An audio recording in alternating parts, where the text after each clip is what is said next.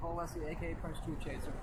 And it all boils down to one thing: fear and love, fact or fiction. Is that the reality? Is love the highest vibration? Well, today I'm out here and I'm going to find out. I'm going to ask people what their opinion is on love and light, what their opinion is on fear, what their opinion is on the afterlife. Let me ask you a question, man. Do you think that love conquers hate? Love does conquer hate because it is a passion that inspires, that's an embodying entity that we all communicate through all forms of love.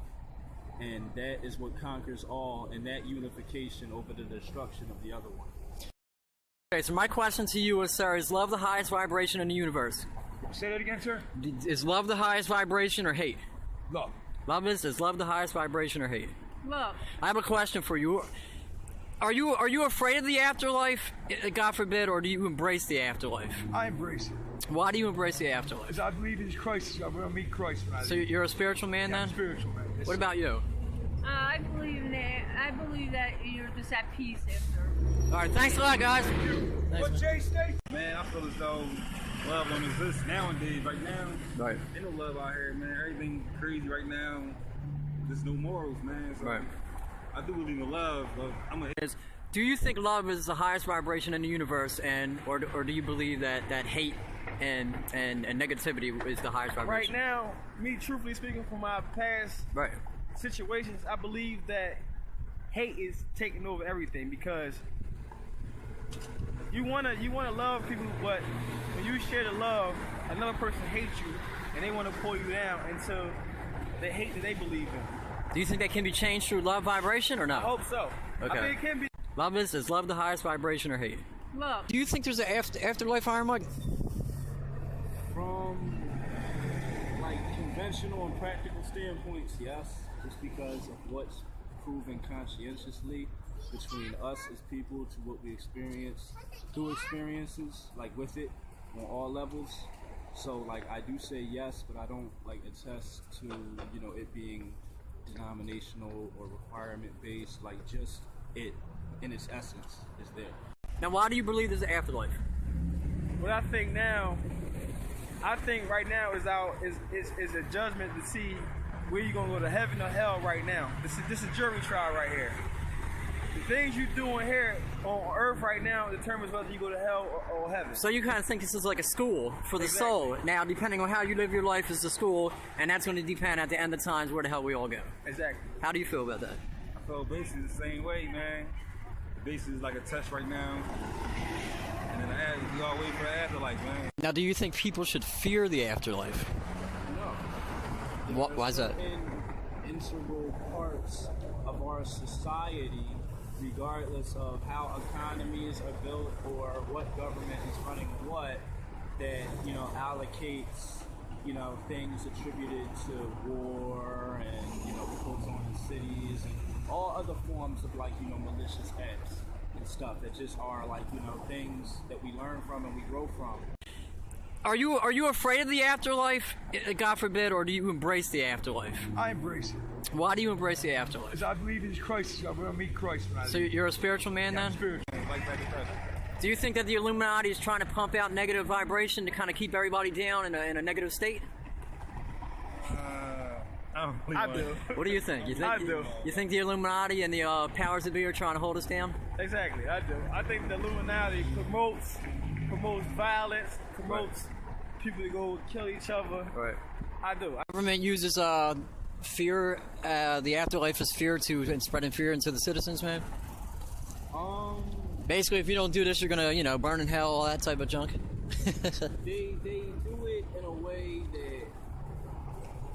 They do it in a way that enforces religion subliminally through law, based off of what nonprofits and groups and organizations have power that are related, you know, to these, you know, groups and institutions. You know, they heavily influence these politicians and these lawmakers to keep, you know, equality almost aback. Hey, people of the world, what's going on? This is Paul Wesley, aka Prince Truth Chaser, and this is another Moment of Truth. A lot of people have been asking me about death, about fear, about dreams, and I want to answer these questions because, you know, one, you guys kick ass are great, and two, I haven't really done a video where it's just low key me talking in a relaxed state. So, let's start off with fear first. Well, matter of fact, before I even start off with any of this, what I want to do is I want to say that this is going to be, hopefully, what I'm going to do is I'm going to have this with me talking to you guys and my actual street interactions with people on what I'm talking about, which is going to be kick-ass, because that's just how I do it. That's how I would want to say it. And I want to start off by saying, you know, love is key, resistance is necessary, yes, but 100% non-compliance and love is key. And that, you know, everyone wants to know about death, fear, and dreams. Let's start off with fear. And we all know that what the deal is with fear. So let's start off with this. Okay. The government, they're the biggest fear monitors there is. They're the biggest mind control freaks and, you know, people that use fear to basically assert their evil agenda, because that's what they do. And when we talk about fear and we think about fear, you can look at ancient times, and through ancient times, when people started religion. With religion, they would say, oh, well, you know, if you don't do this, you don't do that, where are you going to go? You're going to go to hell. Oh, you're going to burn in hell. You know, I don't knock religion. I don't knock people's religion. But at the same time, I kind of feel that, you know, you can do whatever you want. I don't knock it. But I just think it's a bunch of BS. I think it's a bunch of fear. Also, I kind of feel that what the whole fear thing is, you know, through fear you control the masses, you control society and humanity. And that's exactly what's been going on throughout history and throughout, you know, humanity's, you know, progress. Fear has been used to hold us back. Fear has been used to chain us and keep us down from progressing and ascending via love and light the way we should be. It's that simple. You know, and I think with the whole death thing, a lot of people say, well, where do you go when you die? You know, do you go to hell? Do you go to heaven? Do you see loved ones? Do loved ones see you? Do loved ones watch you? Stuff like that. And now what if, let's just say, there was no such thing as death? That mindset as when you die, that's it. What if there was no death? Then what you would have is, you know, people basically living with limitless possibility. You know, the sky's the limit. Shit, if we all knew that there was no such place called death, that you did not die and that was it when you so-called die, then the sky's the limit. And I believe that to be the case. Now, some people have had, you know, near-death experiences, and some say, okay, well, I've seen angels, or I've seen bright lights, or I've seen aliens, or I've seen whatever the hell you've seen. Or you have some people that say, well, you know, I had a near-death experience, and I see nothing. It was nothing. It was just black, nothing's there, you die. And who knows? Maybe that's what they see. Maybe people see what people see. And that's the thing. What I try to do is I don't try to impose what I believe on people, and I hate it when people do that. Because you believe one thing, fine. Now, my personal experiences, being in contact with interdimensional beings that I have been, and the experiences that I've had through dream state, dream reality, if you want to call it that, you know, I honestly believe that death just doesn't exist. I think it's exactly like waking up from a dream. Now, what I mean by that is, have you ever had a dream where you're dreaming and all of a sudden you fall and you're just like, whoa, and boom, you just like wake up. You just wake up from that dream. In this reality, that's where you waken. And I think basically that is what happens. That basically when you leave this reality, this consciousness, this body, that, you know, you go elsewhere. Maybe it's another reality, some say. You know, maybe some people may think and say, well, you know, your soul energy goes here, goes there. Some people think that it, you know, goes to another reality, dimensions. You know, there's a lot of children who say, you know, I've seen Pop Pop or Mom or Uncle Chris or cousin Liz or whatever, you know, and you wonder, like, wow, how the hell do they see these things? How do they know this, but I can't see it? And that's one little bit of proof that when you die, you carry on. I mean, then there's, you know, there's the fact of dreams. When we dream, we see these people. You know, I've had dreams where I've seen loved ones in dream state, and they made it blatantly straight, clear cut. Look, we're here. You're here to do what you have to do, just like the rest of the world. We can come and see you in your dreams, but we can't, you know, we're not going to babysit you. In other words, people think when people die, well, we just use that word, when people die, that, you know, your loved ones are always watching you. That's a crock of bullshit. Doesn't happen. Not from what I know. You know, see, they may pop in and out at times, but to actually say, well, they're there 100% of the time looking over you, that's kind of selfish to think. Wouldn't you say, when you want them not to spend 100% of their time watching your ass, it just doesn't add up. Doesn't happen. But, you know, there's no such thing as death. In my view, you know, what I think.